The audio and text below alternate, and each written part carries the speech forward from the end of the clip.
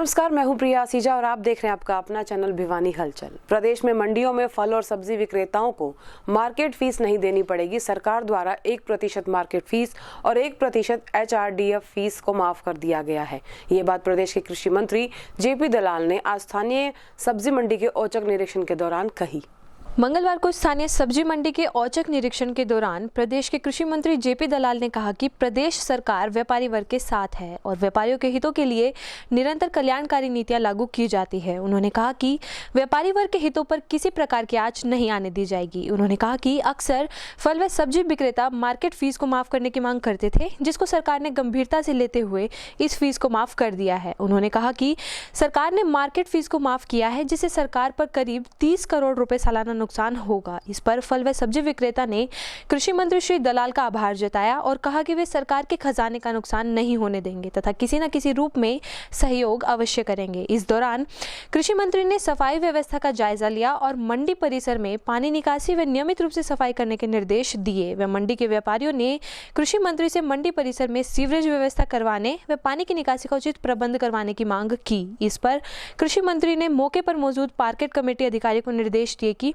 मंडी में सीवरेज व्यवस्था के लिए योजना तैयार की जाए और यहां पर नियमित रूप से सफाई भी होनी चाहिए। मंगलवार सुबह एक और सड़क हादसा घटित हुआ, जिसमें मातमपोशी लेकर जा रहे ऑटो सवारों को कार ने टक्कर मार दी। हादसा देवसर के निकट घटित हुआ, जिसमें 5 लोग घायल हुए। प्राप्त जानकारी के अनुसार कार चालक नशे में धुत था। गौरतलब है कि भिवानी लोहारू मार्ग पर गांव देवसर के निकट आज सुबह मातमपोशी को लेकर देवसर से कुछ लोग ऑटो में सवार होकर रानीला बॉस जा रहे थे। तभी रास्ते में एक कार ने उन्हें टक्कर मार दी, जिसमें 5 व्यक्ति घायल हो गए। वहीं घायलों को उपचार के लिए सामान्य हॉस्पिटल में भर्ती करवाया गया है। घायलों के परिजन हेमलता ने बताया कि सभी रानीला बॉस जा रहे थे, तभी अचानक एक गाड़ी चालक ने शराब के नशे में धुत होकर उनके ऑटो को टक्कर मार दी। वहीं घायलों का उपचार कर रही डॉक्टर रितु ने बताया कि घायलों में से एक की हालत ज्यादा गंभीर है तथा 5 का इलाज जारी है। मेरा नाम हेमलता है। क्या नाम था जो सवार थे गाड़ी में से थे? उनमें से एक तो राजल है, एक कमला है और एक महिपाल जी हैं और बाकी हरि प्रकाश है। इन सब का एक्सीडेंट हो गया देवसर मोड़ के ऊपर और उनको सबको चोट लगी है। राजल को तो बहुत भारी चोट लगी है, उनको तो शायद रोहतक रेफर भी कर दें। किस चीज़ में थे सारे? ये सारे टेम्पो में थे जी। गाड़ी वाला दारू पी रहा था और उसने गाड़ी बढ़ा दी, उससे 3-4 और भी बचे हैं। ये जो लोग आ रहे थे कहाँ जा रहे थे? ये रानी लाबास जा रहे थे, कोई डेथ हो गई थी तो उस डेथ के उसमें जा रहे थे। लगभग 4 से 5 पेशेंट है और हालात तो अभी एक पेशेंट तो काफ़ी सिक है, राजल नाम से फीमेल पेशेंट। तो उसके लिए हम अर्जेंट CT स्कैन करवा रहे हैं, दिमाग का CT स्कैन, और उसके साथ साथ सर्जन ओपिनियन करवाया है। तो अभी डॉक्टर आ रहे हैं, तो उसके हिसाब से CT की रिपोर्ट के अर्जेंट बेसिस पे जो करवा रहे हैं उसकी रिपोर्ट के हिसाब से आगे डिसाइड करेंगे ट्रीटमेंट प्लान। और पेशेंट जो है उनको किसी को फ्रैक्चर है, हाथ में फ्रैक्चर, सिर पे चोटें आई है। तो उसके टोटल कितने मरीज हैं डॉक्टर? 4 से 5 बताया ना। अपनी लंबित मांगों की अनदेखी के चलते आज डॉक्टर्स ने कड़ा रुख अपनाया और सभी डॉक्टर्स हड़ताल पर रहे। डॉक्टर्स की हड़ताल का सीधा असर मरीजों पर पड़ा और उन्हें काफी परेशानियों का सामना करना पड़ा। वहीं CMO डॉक्टर रघुवीर शांडिल्य ने बताया कि डॉक्टर्स के हड़ताल पर होने के बावजूद उन्होंने काम सुचारू रखने का प्रयास किया है ताकि मरीजों को कोई परेशानी न हो। मंगलवार को भिवानी में सभी डॉक्टर अपनी लंबित पड़ी मांगों को लेकर हड़ताल पर रहे, जिसकी वजह से मरीजों को काफी परेशानियों का सामना करना पड़ा। वहीं डॉक्टरों का कहना था कि बार बार अधिकारियों को अपनी मांगों से रूबरू करवाने के बाद भी आज तक उनकी मांगें नहीं मानी गई हैं। अपनी मांगों को लेकर उन्होंने स्वास्थ्य मंत्री से भी मुलाकात कर बातचीत की, लेकिन कोई हल नहीं निकला है। वहीं डॉक्टरों के एसोसिएशन के प्रधान मनीष शोराण व डॉक्टर सुनील का कहना था कि काफी लंबे समय से उनकी मांगें लंबित है और सरकार के फैसले का इंतजार है। उन्होंने कहा कि अगर सरकार 14 तारीख को बातचीत में नहीं मानती है तो डॉक्टरों द्वारा किया जा रहा आंदोलन तेज होगा। वहीं CMO डॉक्टर रघुवीर शांडिल्य ने बताया कि डॉक्टर आज हड़ताल पर हैं, लेकिन उन्होंने काम चला रखा है तथा किसी प्रकार की समस्या मरीजों को नहीं आने दी जाएगी। साथ ही उन्होंने कहा कि डॉक्टरों को कहा गया था कि कोरोना का समय है, इसलिए अपनी हड़ताल को पोस्टपोन करें, लेकिन वे नहीं माने तथा सरकार के आदेश का अनुसार आज उन्हें एब्सेंट माना गया है। रामचंद्र जी लेके आते हैं। कितनी परेशानी? बहुत परेशानी हुई। डॉक्टर नहीं मिले, बुढ़े को दिखाने के लिए आया था, उन चोट लग रही है बुढ़ी को, इसलिए आया। कितनी परेशानी होती है? हड़ताल होती है, गाँव से आते हो? बहुत परेशानी होती है भाई, भीड़ में सर्दी में आए हैं। देखिए, आज हम मास कैजुअल लीव पर हैं स्टेट बॉडी ने जो हमारी कॉल दिया है उसके हिसाब से हमारी 3 प्रमुख मांगें जो हैं वो सरकार के पास लंबित हैं। एक तो स्पेशलिस्ट कैडर की, और जो भी हमारी मांगें हैं वो जनता के भविष्य में जनता के ही फायदे की मांगें हैं। स्पेशलिस्ट डॉक्टर होंगे यहाँ पर तो उनको अच्छी सेवाएं प्रदान होंगी। दूसरा हमारी जो इम्पोर्टेंट मांग है वो है जो डायरेक्ट एसएमओ की भर्ती इस बार करने जा रहे हैं उसका हम विरोध करते हैं। जो लोग 20-20 साल की नौकरी कर गए और उन्हें अभी तक अपनी सर्विस में कोई प्रमोशन नहीं मिला, तो ये एक तरह का अन्याय है उन लोगों के साथ जो एचसीएमएस में रेगुलर नौकरी में हैं। तीसरी मांग हमारी डायनेमिक एसीपी की है, वो सरकार के पास लंबित है। फाइनेंस डिपार्टमेंट से पता चला है, हमारी एसोसिएशन स्टेट ने जो बताया है कि अभी तक वो फाइल अप्रूव नहीं हुई, परंतु पिछली बार जब हमने स्ट्राइक का कॉल दिया था उस टाइम पर माननीय स्वास्थ्य मंत्री द्वारा जो है हमें आश्वासन दिया गया था कि हमारी मांगें जल्द पूरी कर ली जाएंगी। तो हमारी सरकार से निवेदन है कि जल्दी से जल्दी हमारी मांगों को पूरा किया जाए ताकि कोविड महामारी को देखते हुए हम भी जो है जनता की सेवा दोबारा से शुरू करें। आज हमारी जो है मास कैजुअल लीव है ओपीडी के पेशेंट के लिए। इमरजेंसी की सुविधाएं, इमरजेंसी के ऑपरेशन, लाइफ सेविंग प्रोसीजर के लिए हम छुट्टी पर होने के बावजूद भी तैयार हैं। हमारी 3 डिमांड जो है मुख्य रूप से हैं, सरकार के पास लंबित हैं और कल हम रूटीन में काम करेंगे, परसों भी। और 14 तारीख को हमारी जो है एसोसिएशन और सरकार के बीच जो फैसला होता है उसके अनुसार जो है जो भी बात होएगी हम उसको फॉलो करेंगे। हमारे पास कंसल्टेंट हैं एनएचएम के द्वारा हायर हैं, उनकी ड्यूटी लगा दी है। मैं और प्रधान चिकित्सा अधिकारी ने दोनों ने राउंड किया था 9:30 बजे, तो उसमें सारी ओपीडी में डॉक्टर उपलब्ध हैं और जो मास कैजुअल लीव पे हैं वो हायर अथॉरिटी के अनुसार हमने उसको अब्सेंट घोषित किया गया है। जैसे सरकार कहेगी उसके विरुद्ध अनुशासनिक कार्रवाई की जाएगी।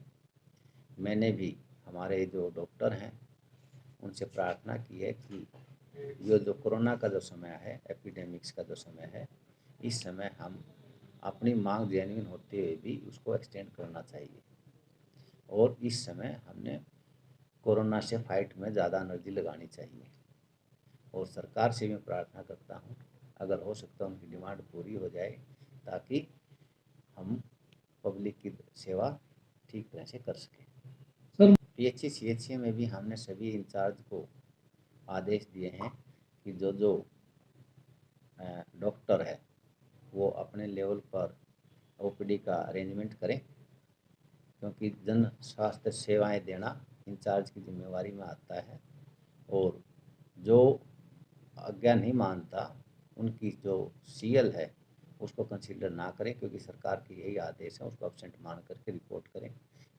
सोमवार शाम तक मिले आंकड़ों के अनुसार जिले में कोरोना के 65 नए मामले सामने आए हैं, जिसके चलते जिले में कोरोना संक्रमित मरीजों की संख्या 143 हो गई है।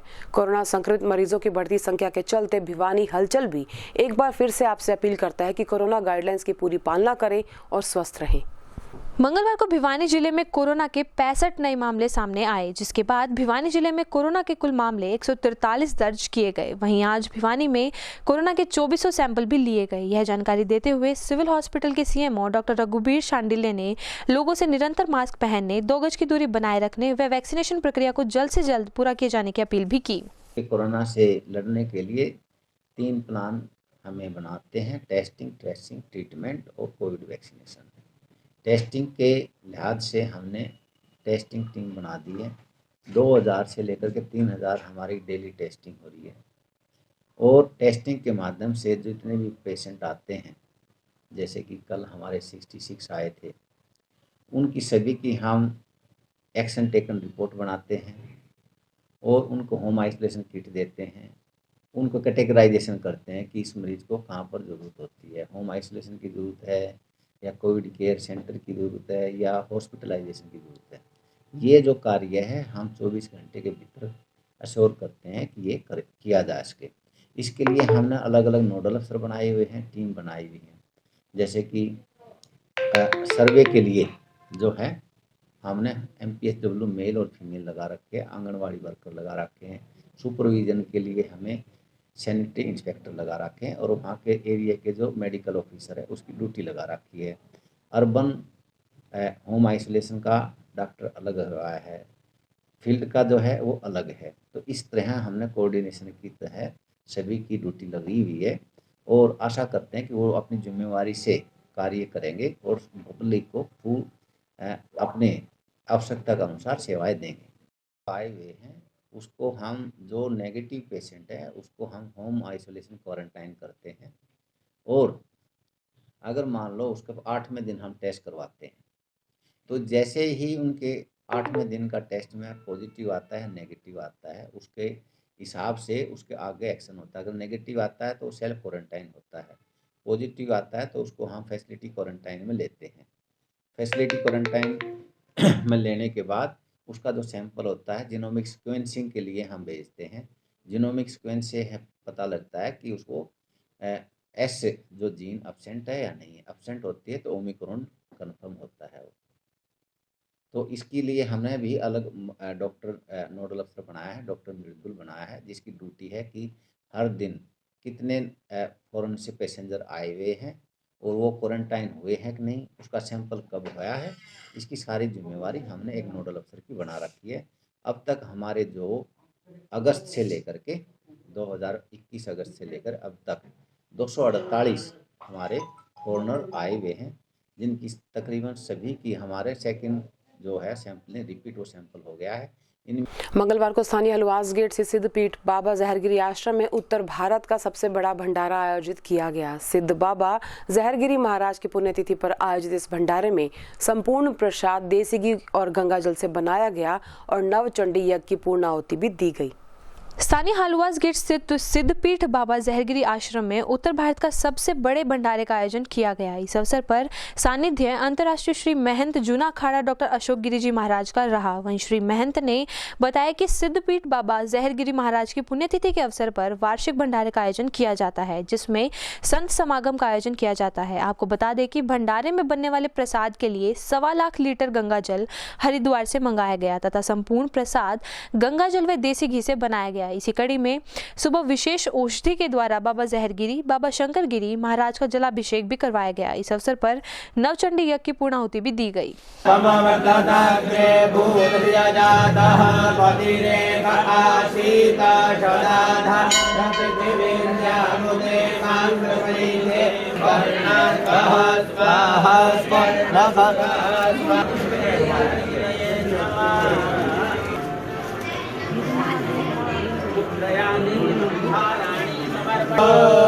ओम नमः शिवाय परमहंसाय जहरगिरये परम गुरुवे नमः।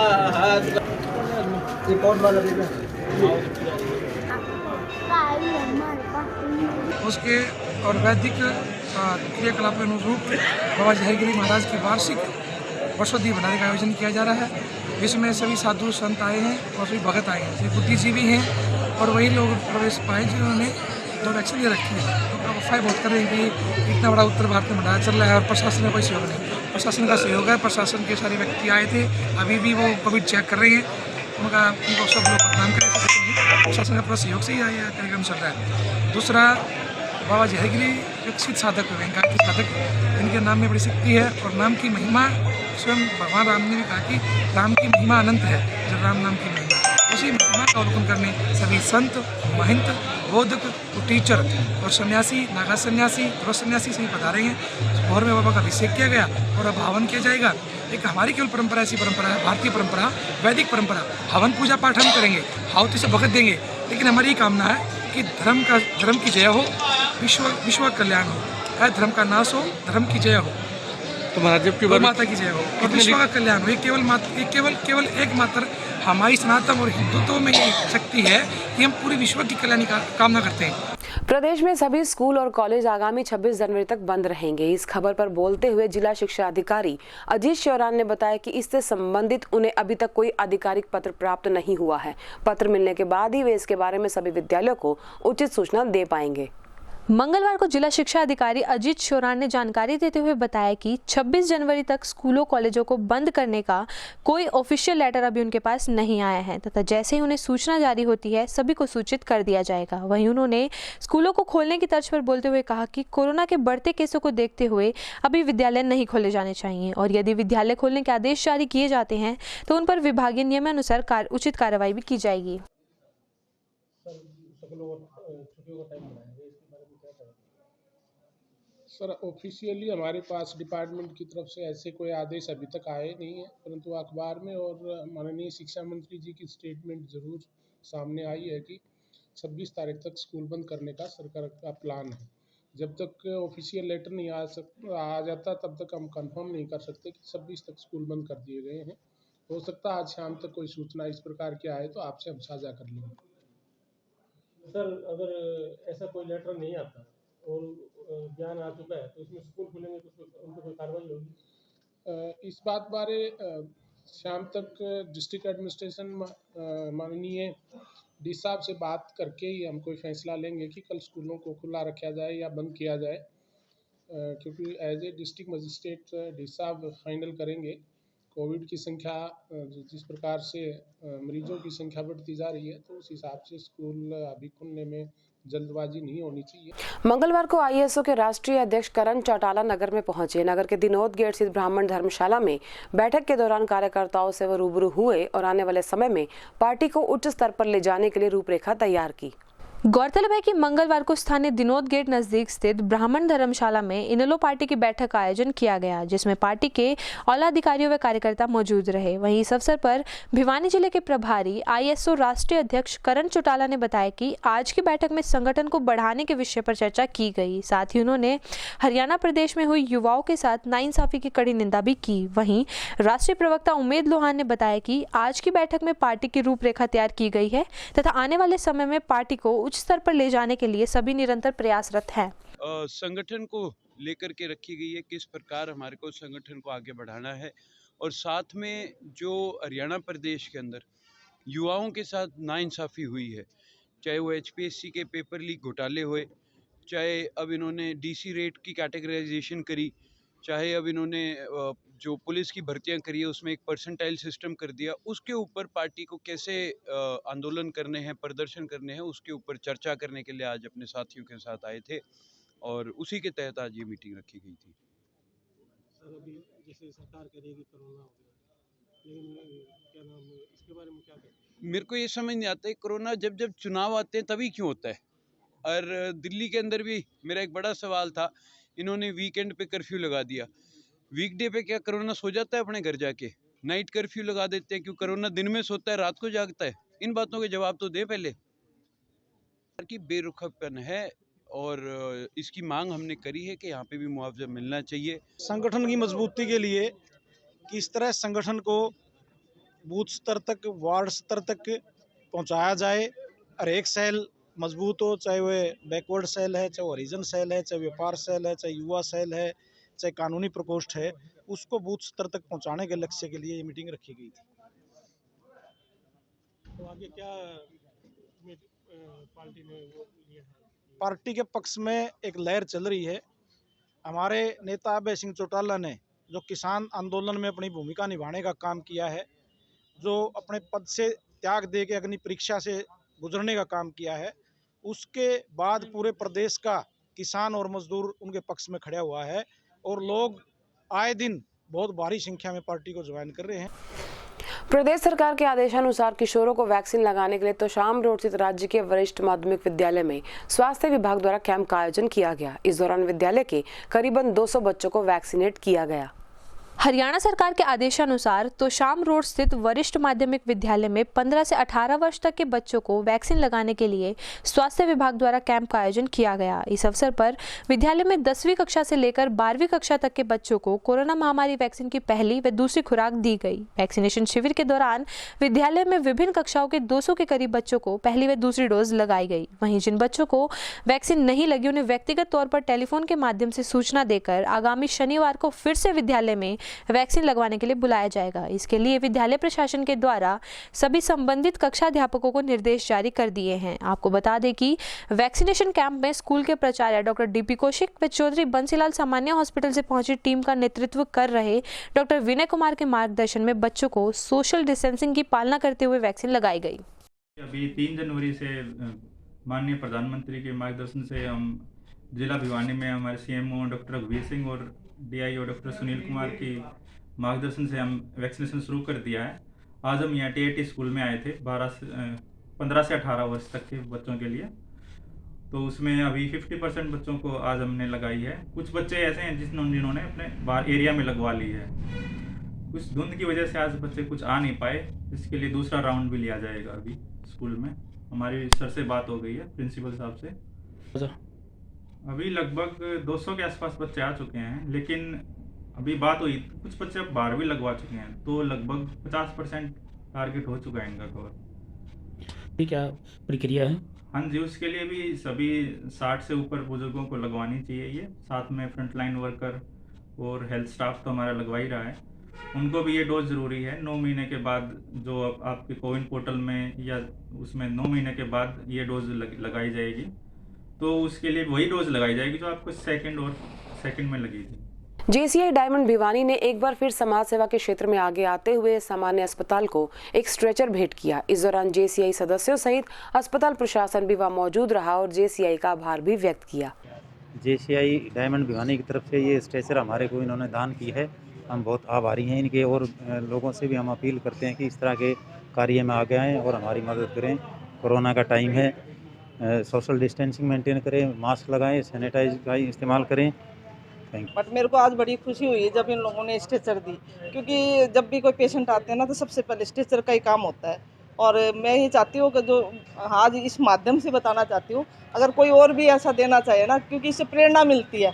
अगर आज ये दे रहे हैं तो कोई और भी दे सकता है, तो हमारी एक जनता के लिए बहुत अच्छा काम करेगी इस चीज़ के लिए। और बस इस कोरोना के टाइम में सब मास्क लगा के रखें, 2 गज की दूरी रखें और अपना खुद का ध्यान रखें। आज हमारे JCI डायमंड के मेंबर दीपक गोयल जी ने बहुत ही नेक कार्य करते हुए यहाँ एक स्ट्रेचर सिविल हॉस्पिटल में कोरोना के टाइम में अपनी तरफ से डोनेट किया है। पूरी JCI भिवानी डायमंड फैमिली इनका हार्दिक अभिनंदन और स्वागत और धन्यवाद करती है। इस तरह के नेक कार्य भविष्य में भी ये करते रहेंगे और पूरी संस्था का सहयोग इनके साथ है। और हम भी सिविल हॉस्पिटल में आज CMO की प्रेजेंस में और जो सीनियर नर्सिंग डॉक्टर हैं जो कोरोना का वार्ड भी संभालती हैं और इमरजेंसी भी संभालती हैं, उनकी प्रेजेंस में हमने आज ये डोनेट किया। हमें बड़ा अच्छा कार्य करने में सिविल हॉस्पिटल ने सहयोग दिया और उन्होंने हमारा आने पर यहाँ धन्यवाद किया। उसके लिए मैं पूरे सिविल हॉस्पिटल की मैनेजमेंट टीम और स्टाफ का धन्यवाद देता हूँ। और इसी के साथ ही हमारी पूरी टीम को इजाजत, बने रहिए भिवानी हलचल के साथ।